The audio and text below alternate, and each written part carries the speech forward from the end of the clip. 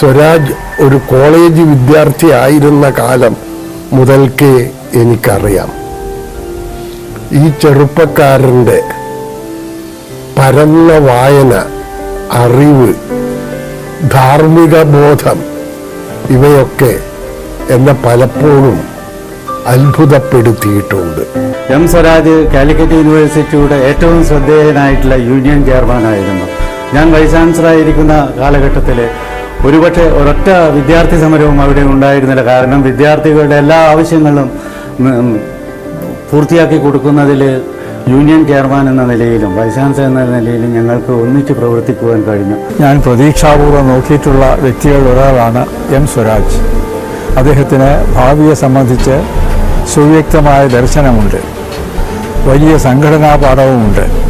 ആ ദർശനത്തോടും സംഘടനാ പാഠവത്തോടും കൂടി സമകാലിക പ്രശ്നങ്ങളെ ഫലപ്രദമായി പരിഹരിക്കാനുള്ള പ്രവർത്തന വൈഭവവും അദ്ദേഹം നേടിയിട്ടുണ്ട്.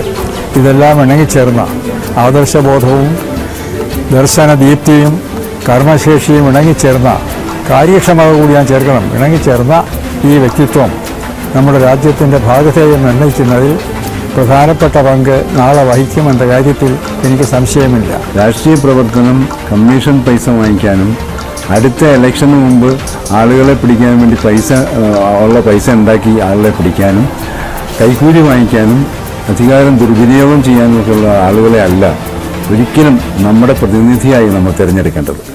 അങ്ങനെ തിരഞ്ഞെടുക്കുമ്പം സ്വാമി വിവേകാനന്ദൻ തന്നെ പറഞ്ഞിട്ടുണ്ട്, പ്രതിഭാശാലികളായിരിക്കണം ഭരണകർത്താക്കൾ എന്ന് പറഞ്ഞു.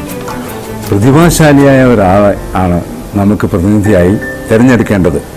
അങ്ങനെ തിരഞ്ഞെടുക്കാൻ കേരളത്തിൽ ഏറ്റവും യോഗ്യരായ ചെറുപ്പക്കാരിൽ ഒന്നാമനാണ് എം സ്വരാജ്. സ്വരാജ് എന്നെ അത്ഭുതപ്പെടുത്തിയത് എന്താ വെച്ചിട്ടുണ്ടെങ്കിൽ ഇവിടെ വന്നു പോകുന്ന അല്ലെങ്കിൽ എൻ്റെ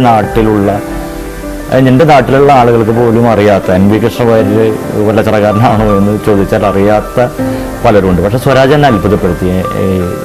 NVയുടെ കവിതകളൊക്കെ ചൊല്ലുക.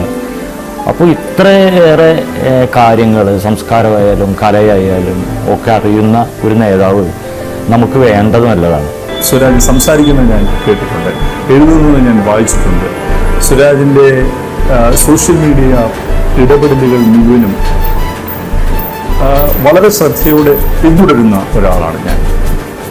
ഇതിലെല്ലാം തെളിയുന്ന ചിത്രം യാതൊരു വിധത്തിലുള്ള ആശയ കാലുഷ്യവുമില്ലാതെ വളരെ തെളിമയാർന്ന ദൃഢമാർന്ന സമീപനങ്ങൾ, നിലപാടുകൾ ഈ ചെറുപ്പക്കാരന് കൈമുതലായി.